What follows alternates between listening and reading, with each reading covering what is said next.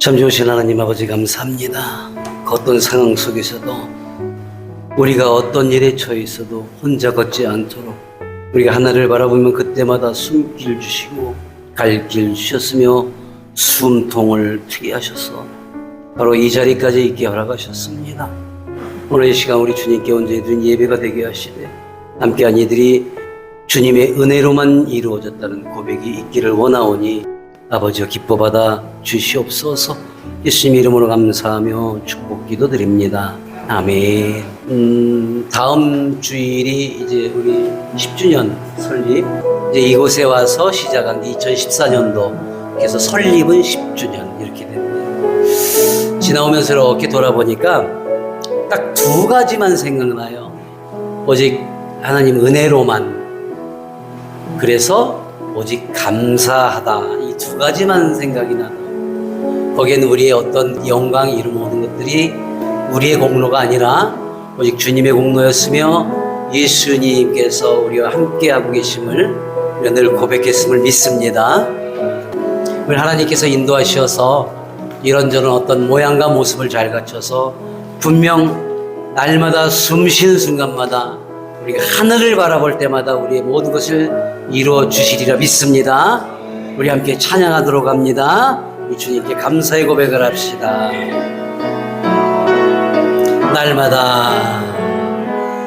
날마다 숨쉬는 순간마다 내 앞에 어려운 일 보내 주님 앞에 이 몸을 맡길 때 슬픔 없네 두려움 없네 주님의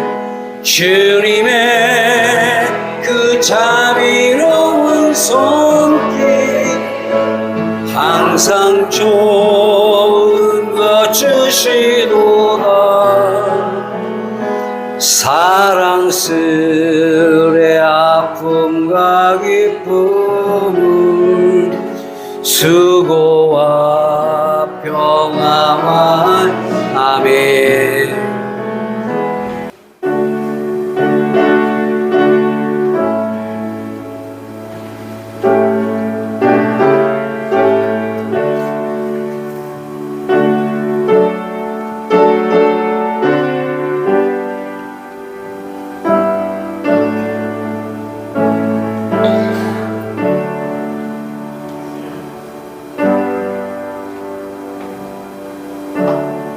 좋으신 하나님 아버지 감사합니다. 종이 주님 말씀 붙잡고 다니에 섭니다.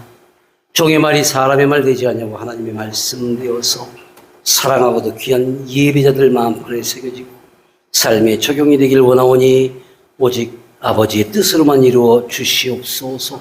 예수님의 이름으로 감사하며 기도드립니다. 아멘. 할렐루야. 한 주간 모두 평안하셨습니까? 그래요. 우리 예원교회의 성도들은 평안하셔야 해요. 강제로라도 평안하셔야 돼요. 지난 주간 신년에 여러분들이 제게 전화해 줬던 기도 요청문을 들고 또 책 한 권을 들고 산속과 들녘을 다니며 기도 순례길을 다녀왔어요. 그때마다 내가 하나님께 고하기를 오직 한 가지예요. 주님, 제게 맡겨준 이 귀한 생명들을 평안하게 하시고 형통케 하여 주시옵소서. 이 한마디밖에 기도할 수밖에 없어요. 내가 할 수 있는 게 아니니까 내가 기도한다고 다 들어주시는 건지 모르겠지만 그래도 늘 있던 자리를 또 떠나 어느 길 어느 곳에 가든지 계속 운전하면서 이 기도를 읊조려요. 그리고 한 사람씩 떠올립니다. 얼굴도 떠올리고 이름도 떠올리고 그 자녀들도 떠올리고 형통케 하시옵소서. 아프거든 고쳐주시옵고 일일이 말씀을 안 드려도 우리 주님 다 아시오니 제가 드리는 기도에 주여 응답 주시옵소서. 그래서 여러분들은 평안하셔야 돼요. 우리 주님은 우리가 목 놓아 부르짖었던 그 모든 기도에 응답 주실 줄로 믿습니다. 거기에 더해서 다 듣고 계셔요. 이미 알고 계셔요. 그런데 어떤 것에서의 차이가 있을까? 네가 진정 나의 은혜를 받고자 하느냐? 아멘. 그러면 받을 자세를 준비하라는. 준비된 자들로부터 그 모든 것들이 이루어지리라 믿습니다. 그래서 여러분 모두가 평안하셔야 하며 또 주께서 형통케 하실 줄로 믿습니다. 물론 세상에서 활동이 있었으니 여러분 각자 스스로도 무척 많이 수고하셨어요. 이 더위에 또 비에 습하고 잠 못 이루고 여러 가지 일들로 힘들었을 텐데 일단 수고들 많이 하셨습니다.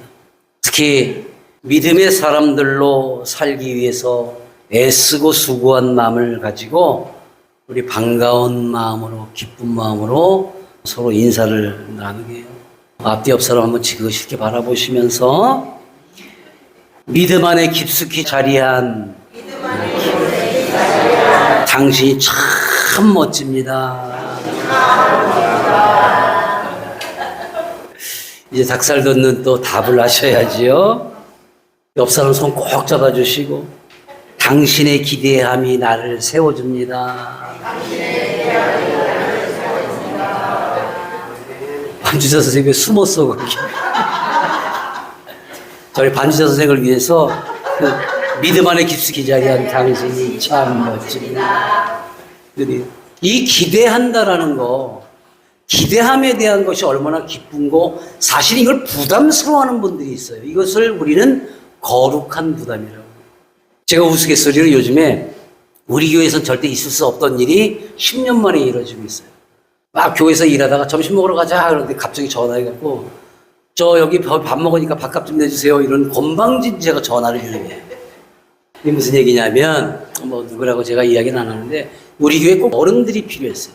기도해 주시는 어른, 그 다음에 뭔가 격려해 주고 위로해 주시는 어른, 그리고 잘했다 칭찬할 수 있는 어른이 물론 우리 주님께로부터 다 받고 있지만 이 안에서도 그러한 것들이 필요했는데 어느 순간에 우리 주님이 기도하시는 권사님을 보내서 아우 저는 아무것도 할 줄 몰라요. 아우 저는 아무것도 몰라요 해도 제가 그 기도에 대한 기대감이 있기 때문에 권사님 기도해 주세요라고 말을 또 큰 형님 같은 어른들이 있어야 나도 누군가에게 의논하고 기대해야 되는데 그런 어른들이 사실은 우리 교회에 없었어요. 그러니까 그걸 이끌고 간다 아니면 혼자 해나간다 이럴 때 참 힘이 들고 어려울 때가 있었어요. 이게 하나하나씩이 해결되기 시작하는데 이루 말할 수 없는 감사가 이루어지더라고요. 심지어는 우리 교회에서 가장 연로하신 우리 은 어르신께서도 이렇게 보고 있다가 제가 서 있으면 옆에 와 앉아 쉼을 주시려 하신다라. 사랑하는 여러분, 이게 어디에서 일어나고 있습니까? 교회 안에서 일어나요.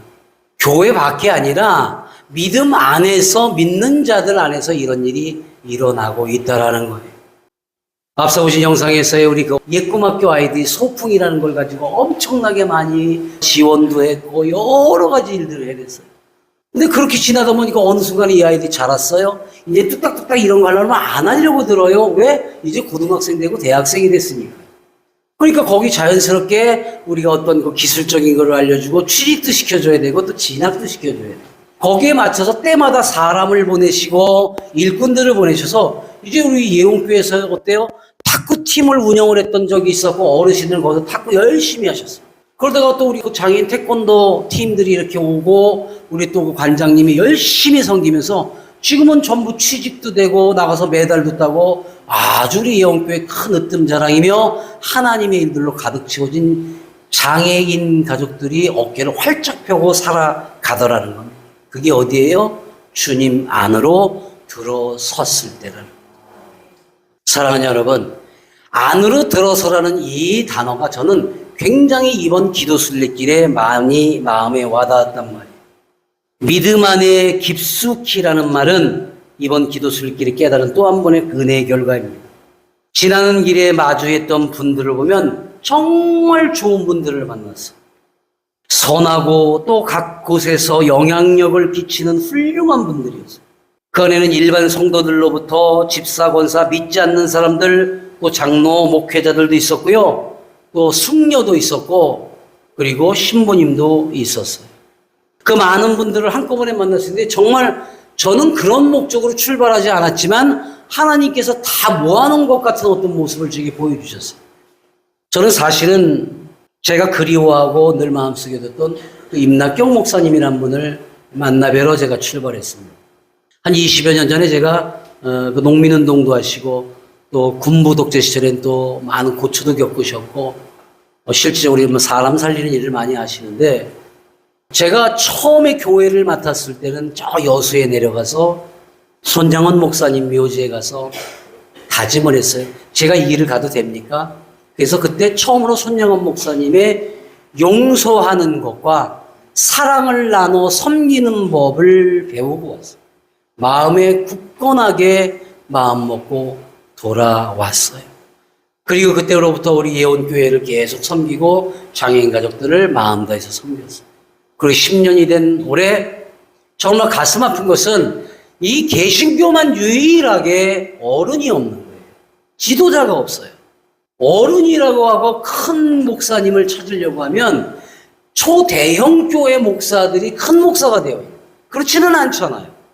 그래서 찾고 어르고 있던 차에 알게 되어서 제가 기도순례길의 첫 발길을 그쪽으로 돌려서 저 정읍까지 달려가요. 근데 마침 팔순잔치가 있었고 또 책을 또 출판하신 출판기념회를 겸해서 그렇게 많은 훌륭한 분들이 모이셨어요. 근데 그 각 사람들이 모여 있는데 특징적인 것이 하나 있었어요. 자신들만의 영역을 넓히고자 하는 마음들이 크더라는 거예요. 누군가를 돕는다는 사람들도 또 장애인, 농민, 어려운 이웃 그들을 보살핀다는 분들조차도 내가 여기 이만큼 했다는 것에 대한 자부심이 조금 커 보였어요. 나 역시도 그곳에서 함께 어울리려면 그런 일들로 편하게 해야만 가능할 만큼 그랬던 분들이 계셨어요. 그래서 그 자리에서 조용히 물러나 돌아온 바로 이번 기도순례 첫 발걸음이었습니다. 어쩌면 이번 기도순례길에 담고 올 은혜에 대해서 큰 기대를 하고 떠났기에 더욱더 마음이 그랬는지도 모르지만 우리 개신교의 큰 어른을 만나 뵈러 가서 이 목사님을 만났어요. 너무 선하셔요. 제 손을 잡는데 오히려 내가 부끄러울 만큼 그 온화함이 얼마나 크게 다가왔는지 몰라요. 그래서 그런 충족감은 있었지만 그곳에서 함께하고 있는 분들의 모습을 보면서 너무 아쉬웠던 게 정말 그 임 목사님을 존경해서 모였고 그분이 하셨던 것, 걸어온 길, 지금 걷고 있는 길, 욕심 없고 사심 없이 죽어가는 사람들을 정말 정성 다해서 살리려 애를 쓰는 그분을 만나러 왔고 호칭이 목사님이라면 저는 여는 기도가 먼저였길 바랬어요. 인간에 대한 감사도 좋은데 거기서 먼저 그 임 목사가 왜 여기까지 걸어왔고 왜 당신들을 사랑하고 왜 당신들을 위해서 희생하고 장애인들을 다 사랑으로 보듬고 심지어 다 그걸 또 입양을 해갖고 잘 성장시켜서 외국으로 가서 살아있고 아주 기막힌 일을 하셨음에 이것이 모두 주님의 은혜입니다라는 한마디가 필요했는데 너무 임 목사님만을 떠받들듯 하고 있는데 조금은 안타까웠어요. 다행히 저한테 갑자기 인사말을 하라고 그래서 제가 거기서 갑자기 기도할 수는 없어서 저는 이곳에 개신교의 가장 큰 어른 형님을 뵙고자 왔습니다. 그리고 기쁩니다. 20년을 그리워했습니다. 그런데 오늘 처음 뵙고 인사드렸습니다. 그렇게 제가 짧게 존경한다는 표현을 하고 돌아왔어요. 공로도 있고요. 선한 자들이 모인 거 맞아요. 하지만 그 안에서 일어날 때 우리는 먼저 하나님의 의가 피어나고 그 뜻이 알려지고 그 안에 들어와 있는 모습들이 조금 더 있었으면 어떠한가라는 아쉬움은 있었어요. 그래서 제가 임낙경 목사님이 참 혼자 고군분투하시겠다. 이 각자 생각이 다 다르고 물론 암 환자도 있고 아픈 분들이 많으세요.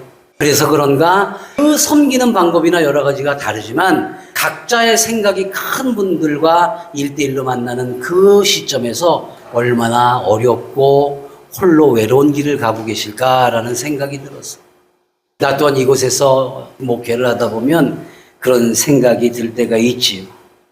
여름나기에도 분주했고 힘들었고 또 거기에 더해서 다음 주일에는 설립 10주년 기념 감사 예배를 준비하고 그 예배 준비는 물론이고 초청자들과 그에 따른 여러 가지 준비해야 할 것들과 참 많은 일들이 한 주간 두 주간에 있었어요. 그것뿐인가 또 코로나19가 다시 기승을 부리고 극성이라니까 교회 가족들의 건강은 어떤가 또 일일이 체크하고 또 다가올 추석과 추수감사주일 등 앞서서 준비해야 하는 일들로 가득했었어요. 그런데 목사님 그렇게 바쁘고 힘들다고 그러면서 왜 힘에 부치고 어렵다면서 기도 순례는 이어가십니까? 라고 묻는 분들이 있어요. 그 이유가 바로 예수님의 흔적을 찾는 일이기에 아무리 험난하고 힘이 들어도 십수년간 멈추지 못하고 있는 겁니다. 그런 흔적 안에 깊이 들어가지 않고서는 버티기 힘든 일들이 너무도 많았기 때문에 때마다 묻고자 했던 거예요. 주님, 이 길이 맞는 길입니까? 예수님의 흔적과 그 뜻을 알지 못하고 깨닫지 못한다면 내가 가는 목회자의 길은 앞서 말했던 것처럼 선하고 착하고 좋은 일이고 훌륭한 자일지 모르지만 내가 크리스천은 아니라는 거죠. 사랑하는 여러분, 우리 모두는 크리스천이어야 합니다. 예수님께로부터 구원을 받은 사람들의 모임이어야 한다는 겁니다.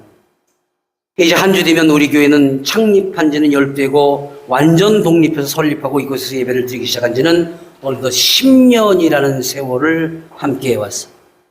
앞서 보았던 영상에서 잠시 소개되었지만 5분, 6분이라는 시간에 다 소개할 수 없을 만큼의 일들이 있었지만 무엇이 중요한가? 우리는 오직 하나님의 사랑으로 세워졌고 예수님의 가르침을 실천하며 성령의 위로와 격려를 받으며 왔다는 것만을 나타내면 된다는 겁니다.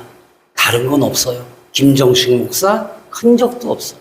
누구누구 집사, 누구누구 권사 흔적도 없어요. 오직 주님의 은혜로 이곳까지 왔음을 나는 믿습니다. 예수 온 땅 사랑교회, 예온 교회, 이 교회를 있게 하신 하나님 안에 살고 있다는 그 자부심 하나만 우리가 가지고 살아가야 할 줄로 믿습니다. 우리가 세운 거 아니에요. 물론 우리가 열심히 해온 건 있지만 내가 세운 거 아니에요. 하나님이 우리를 사랑하시고 여러분 각 사람마다의 그 사연을 아시기에 이 교회에 꼭 네가 안착해서 살아갈 수 있는 내가 공간을 허락하마라는 은혜인 줄로 믿습니다. 그렇게 살기 위한 가장 핵심적인 방법이 무엇일까요? 나는 장담하건대 안으로 들어섰기 때문임을 확신하고 믿습니다. 창세기 2장 7절로 8절의 말씀을 보면 여호와 하나님이 땅에 흙으로 사람을 지으시고 생기를 그 코에 불어넣으시니 사람이 생명이 되었다. 그러니까 그냥 그 생명력이 없는 것을 가지고 만드셨는데 생기를 하나님이 직접 코에 불어넣으시니까 어때요? 살아있는 생명체가 되었다는 거예요. 그래서 그 생명체들을 어떻게 하셨습니까? 여호와 하나님이 동방에 자 함께 합시다. 에덴의 동산을 창설하시고 그 지으신 사람을 거기에 두시니 그곳에 있으라 했을 때 있게 하도록 허락하셔서 그곳 안에 있어야지 된다는 거예요. 이게 첫 번째 하나님께서 우리를 만드시고 하셨던 허락한 첫 번째의 일들입니다. 그런데 우리는 그곳에서 계속 있어야 하는데도 불구하고 사람이 거기에 있어라 하심에 그것을 지키지 못하고 만약에 그곳에서 계속 살게 했다면 완전한 사람으로 살 수 있었겠지만 하지 말라 하신 금기를 깨므로 죄를 범하고 난 뒤에 어찌 되었습니까? 여호와 하나님이 에덴 동산에서 그를 어떻게 했어요? 그를 내보내요. 그의 근원이 된 땅을 갈게 하시니라. 평안함 속에서, 형통함 속에서, 정말 편리함 속에서 모든 걸 온전하고 완전하게 살아갈 수 있었음에도, 그곳에 있게 하셨는데도 우리의 죄 지음으로 인해서, 즉 그 아담이 죄를 짓고 하와가 죄를 지음으로 해서 그 안에 살게 하시고 있으라는 곳에서 내쫓겼다라는 거예요. 이같이 하나님이 그 사람을 쫓아내시고, 사랑하는 여러분, 하지 말라 하신 일들에 빠지고 그 범죄함으로 가장 좋은 것에 대한 안위에서 멀어지고 스스로 일을 해야 하는 상황에 이르게 되었다는 거예요. 어디로? 밖으로 더 이상 안에 있지 못하게 되었다라는 겁니다. 지금의 세상을 보면 어떠합니까? 죄악에 빠졌으면서도 자신의 마음과 생각으로 가득 차 있으면서도 정직하지도 순전하지도 않으면서도 스스로 예수 믿는 사람이라 떠벌리는 사람들이 얼마나 많습니까? 구약을 말한다고요? 구약을 설교한다고요? 그렇다면 나를 포함해서 지금 이 단위에 서서 말씀을 전하고 단 아래에서 떳떳이 말씀을 들을 수 있는 자격을 갖춘 이가 얼마나 될까요? 명확하게 말씀드릴까요? 단 한 사람도 없다. 이것이 답일 겁니다. 온전하게 우리가 할 수 있는 사람이 얼마나 될까? 없다예요. 그럼에도 때마다 날마다 우리가 좌절하고 우리가 죄악에 있을 때도 우리 주님 앞에 다시 반드시 서고자 할 때마다 우리 어때요? 그 기회를 다시 주고 우리는 그 기회를 받았으며 그것을 연장해야 되는데 때마다 그렇지 못한 것이 또 안타까움을 줍니다. 주님은 우리에게 언제든 또다시 기회를 주세요. 창세기 6장 이하에 이렇게 기록됩니다. 내가 홍수를 땅에 일으켜 부릇 생명의 기운이 있는 모든 육체를 어떻게 하신다고 그랬어요? 멸절하시대요. 땅에 있는 것들이 다 죽으리라 하셨어요. 이게 뭡니까? 에덴 밖으로다가 에덴 동산 밖으로 쫓아냈지만 그래도 다시 한번 걷어주시고 기회를 주시기 위해서 노아를 통해서 방주 안으로 들어오도록 다시 기회를 주셨어요. 하지만 노예 가족을 제외하고 단 한 사람도 들어서지 않았습니다. 무엇 때문에 그랬습니까? 믿는 자와 그렇지 못한 자들의 갈림이었던 거예요. 같이 들어왔더라면 같이 갈 길인데 그렇지 않은 갈림길로 나뉘어졌더라는 거예요. 너와는 내가 내 언약을 세우리니 너는 내 아들과 내 아내와 네 며느리와 함께 그 방주로 어떻게 했어요? 들어가고 들어와라 했는데 안 들어오는 이들이 있는 반면에 노아는 그 가족과 함께 들어가라 하셨기 때문에 들어갔더라는 겁니다. 이 훗날 애굽 땅에서 핍박을 받던 이스라엘 민족을 구원하시려고 모세를 또 지도자로 세우셨어요. 그리고 약속의 땅 가나안 땅으로 인도하실 때 먼저 광야에 들어서도록 하셨어요. 하지만 그것을 믿음으로 굳건히 붙잡은 자들만이 광야로 들어섰고 나중 홍해를 앞에 두고 다시 한번 하나님 과감하게 바다를 향해 들어서라고 명령하십니다. 출애굽기 14장 이하에 기록되기를 여호와께서 모세에게 이르시되 너는 어찌하여 내게 부르짖느냐? 그리고 뭐라고 말씀하셨습니까? 그러니까 그 모세가 하나님을 향해서 어찌합니까? 이때 어떻게 했으면 좋겠습니까? 기도드리니까 그때 주님이 이스라엘 자손에게 명령해서 앞으로 나아가게 하고 이제 너는 나를 대언하는 자이기 때문에 명령해라, 나가라 그렇게 선포하라고 말씀하십니다. 그래서 지팡이를 들고 손을 바다 위로 내밀어 그것이 갈라지게 하라. 이스라엘 자손이 바다 가운데서 마른 땅으로 행하리라고 말씀을 주셨어요. 죽음을 앞에 두고서도 하나님께서 세우신 지도자를 따라 들어선 자들은 모두 살 길로 가게 됩니다. 여기서 중요한 것은 어떤 마음을 가지고 그 길에 들어서는 거예요. 홍해를 갈라지게 했음에도 마른 땅을 되게 하셨음에도 그 바닷속에 과감히 언제 이것이 나를 덮칠지 모르는 이 상황에 과감하게 들어갈 때 어떤 마음? 나는 살고자 하니 하나님이 주신 약속의 땅 가나안 땅을 향해 가기 위해서는 이 길을 반드시 지나야 되라는 마음과 또 하나는 의심하는 마음이 있었을 테고 거기에 더해서 어떤 게 됩니까? 그들을 뒤쫓고 추격하는 자들의 마음이 있었다는 거예요. 이스라엘 자손이 바다 가운데서 육지로 걸어가고 물은 그들의 좌우에 벽이 돼서 있어. 그런데 애굽 사람들과 바로의 말들, 병거들과 그 병사들이 뒤쫓고 있는 그 추격자들은 바다 가운데로 들어오긴 왔는데 여기서 그것이 생명의 길이 아니라 죽음의 길로 가게 되었다라는 것. 어떤 마음을 가지고 들어가는가가 참 중요하다. 그래서 결국은 어떻게 됩니까? 그 마음이 다른 자들, 추격자들은 물이 다시 흘러 병거들과 각 기병들을 덮되 그들의 뒤를 따라 바다에 들어간 바로의 군대들을 다 덮으니 하나도 남지 아니하였다. 그러나 이스라엘 자손은 바다 가운데를 육지로 행하였고 물이 좌우의 벽이 되었더라. 어떤 마음과 어떤 자세를 가지고 들어가느냐에 따라서 달라진다는. 이거는 교회나 믿음이나 어느 곳에 가서 나는 믿는 자입니다라고 이야기할 때 어떤 마음을 가지고 접근하는 거예요.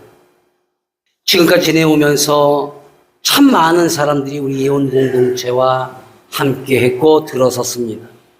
그저 다니러 온 분들도 있었고 구경 삼아 온 분들도 있었어요. 때로.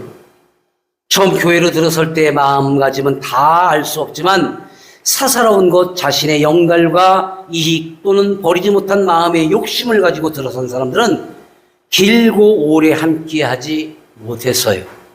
물론 우리 교회나 나와 교인들이 그들의 마음에 합하지 못함도 있었겠지만 분명한 것은 들어설 때에 깊이 들어서야 함에도 진실되게 들어서야 함에도 그렇게 하지 못하다 보니까 어느덧 자신의 모습은 점점 더 커지게 됩니다.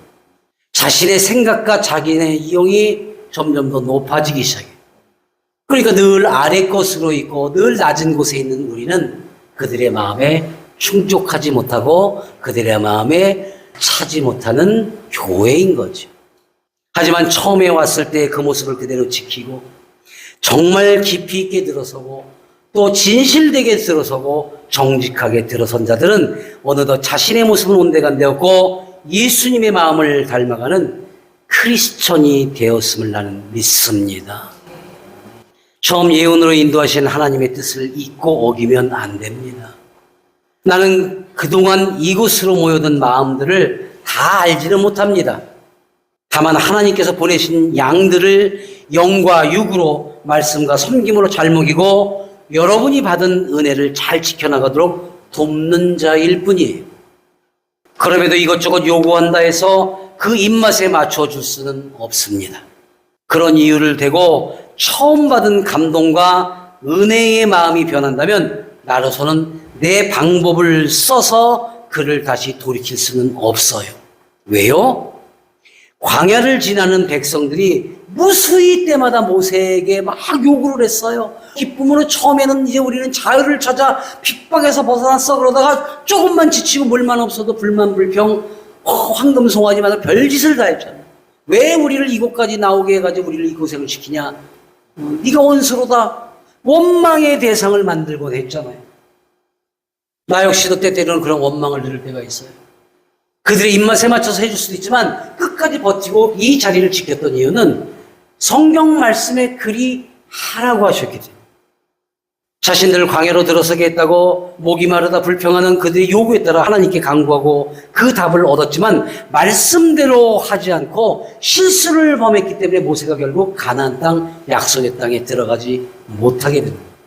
민수기 20장에 이렇게 기록되어 있습니다. 여호와께서 모세에게 말씀하여 이르시되 지팡이를 가지고 네 형 아론과 함께 회중을 모으고 그들의 목전에서 너희는 자 함께 합시다. 시작. 반석에게 명령하여 물을 내라 하라. 네가 그 반석이 물을 내게 하여 회중과 그들의 짐승에게 마시게 할지니라. 명령하라고 했어요. 그 이전에 했던 방법이 있었어요. 이 이전에 그때도 물 달라 뭐하라 그러니까 그때도 주님이 바위를 쳐서 반석을 쳐서 물을 내게 하셨어요. 자기의 경험이 있었어요. 그러면 그것은 그때도 하나님께서 명령하시고 이렇게 하라는 방법을 알려주셨어요. 근데 이번의 방법은 뭐야? 내리치라가 아니고 이제는 네가 내 대언자니 말로 명령하면 다 돼. 그리고 그 다음에 이루어진 건 네가 그 말로 했다는 것이 기도였기 때문에 내가 너희와 함께 하였다는 증거를 보여줄 수 있어.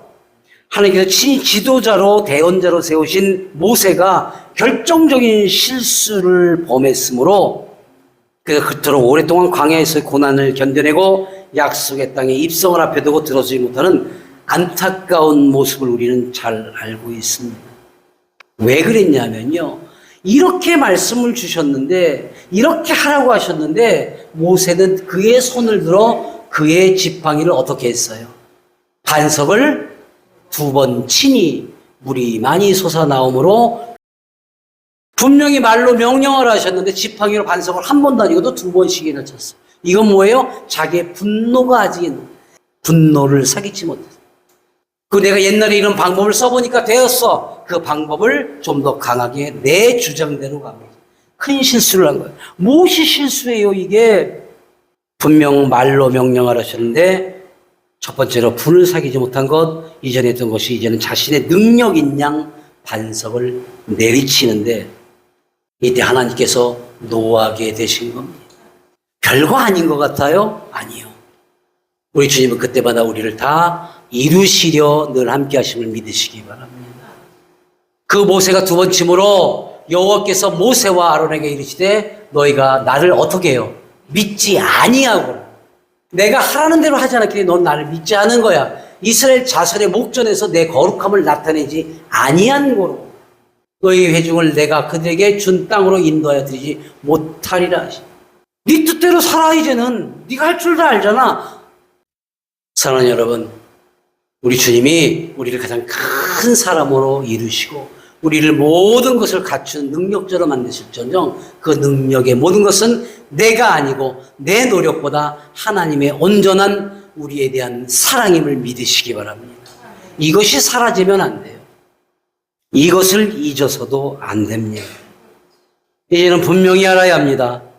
목사인 내가 아니라 하나님 아버지께로부터 보호받고 은혜를 받으시기 바랍니다. 목사님이 섭섭하게 해서, 목사님이 이걸 안 해주셔서 제가 할 수 있는 게 아니에요. 해서도 안 돼요. 오직 우리 주님의 은혜로만 여러분이 완성되어질 수 있기를 주님의 이름으로 축원합니다. 오늘 본문의 말씀은 마치 모세가 백성들을 이끌고 홍해 앞에 섰던 그때와 너무도 흡사한 사건입니다. 지도자가 여호수아로 바뀌었을 뿐이 이스라엘 백성들을 인도해서 싯담을 떠나 요단강 앞에 선 여호수아는 내가 오늘로부터 시작하여 너를 온 이스라엘의 목전에서 크게 하시겠다는 그 약속의 말씀을 믿고 모세와 함께 있었던 것 같이 너와 함께 있겠다는 것, 그들이, 이 백성들이 알게 하겠다는 그 말씀을 듣고 바로 이렇게 이야기합니다. 언약궤를 맨 제사장들에게 명령하여 이르기를 너희가 요단 물가에 이르거든 요단에 들어서라 하라. 들어서라. 사랑하는 여러분, 너희는 자신을 성결하게 하라는 그 어떤 이야기들을 우리는 마음속에 새기고 살아가야 해요. 자, 우리 함께 합시다. 시작. 여호수아가 또 백성에게 이르되 너희는 자신을 성결하게 하라. 여호와께서 내일 너희 가운데 기이한 일들을 행하시리라. 아멘. 모세와 뭐가 다른 거예요? 먼저 너희들의 마음과 정신과 모든 것들을 성결하게 해서 오직 주님을 바라볼 수 있고 만날 수 있는 자세부터 첫 번째 갖춰라. 그리고 내일 기이한 일이 일어나는데 이것은 내가 아니라 여호와께서, 하나님께서 친히라는 것을 분명하게 이야기하고 있다. 여러분들의 삶 속에서 나도 여러분도 어떠한 기이한 일, 기적과도 같은 일이 행해지고 정말 형통함으로 함께하고 있을 때, 눈물 쏟을 만한 감사한 일이 있을 때 이것이 바로 나의 공로가 아닌 오직 하나님의 사랑인 줄 믿고 의지하고 고백할 수 있기를 예수님의 이름으로 축원합니다. 자신의 공로나 능력의 행위가 아닌 하나님께서 행하실 기적이라고 먼저 말한 이 여호수아의 기막힌 모습을 우리는 알아야 합니다. 우리가 하나님의 은혜 안에 들어서 살고 있기에 바로 이러한 일들이 일어나는, 그래서 우리가 행복하고 형통함으로 살아갑니다. 기쁘게 살아갑니다. 오직 주님 안에 들어섰더니라는 고백이 있어야 할 줄로 믿습니다. 사랑하는 여러분, 이제는 겉돌아서는 안 된다라는 거예요. 이제 10년을 맞는 우리는 정직한 믿음과 진실된 믿음 안에 더욱 깊이 있게 자리해야 할 줄로 믿습니다. 오늘 본문의 말씀은 또 한 번의 기회를 받아서 들어설 것인지 말 것인지에 대한 갈림길에 선 사람들의 모습을 우리가 보게 됩니다. 오늘로부터 시작하여 너를 온 이스라엘 목전에 크게 하여 모세와 함께 있었던 같이 너와 함께 있는 것을 그들이 알게 하겠다고. 나는 모세도 여호수아도 아니지만 우리 예원교회는 우리 주님이 그렇게 들어 쓰실 줄로 믿습니다. 그래서 명령해서 요단에 들어설 수 있도록 바로 여러분 한 사람 한 사람이 깊이 들어올 수 있도록 인도하는 이 목회자로 살아가도록 여러분이 함께해 주실 줄로 믿습니다. 변방이라고 합니다. 주변이라고 합니다. 이제 그런 곳에서 머물거나 겉돌지 마십시오. 주변에서 겉돌지 말고 믿음 안에 깊숙이 들어서서 믿음다운 믿음으로 크리스천다운 크리스천으로 살아가는 주 안에 성큼 들어서서 살아가는 깊이 있는 신앙이요 믿음 안에 살아가는 진정한 크리스천들이 되기를 우리 주 나사렛 예수님의 이름으로 간절히 축원하며 축복합니다. 들어서십시오. 아멘. 하나님 아버지 감사합니다. 겉돌고 있었습니다. 아는 척하고 깊이 있는 척했습니다. 하지만 그 모든 것이 내 뜻이었음을 오늘 고백하며 이제 주님의 온전한 뜻 안에서 더욱 깊숙이 자리하고 교회의 일과 믿음의 일과 선량한 일들로 더욱 깊숙이 자리하는 겉돌지 아니하는 우리가 되도록 이루시고 허락하여 주시옵소서. 예수님의 이름으로 감사하며 기도드립니다. 아멘.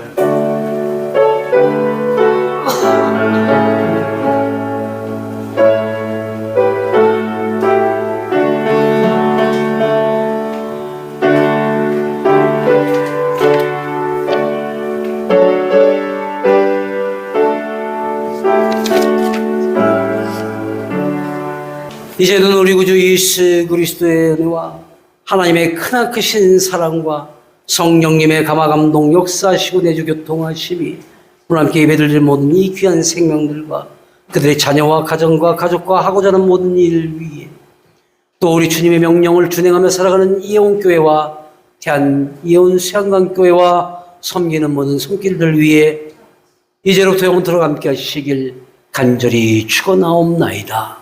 아멘. 감사합니다.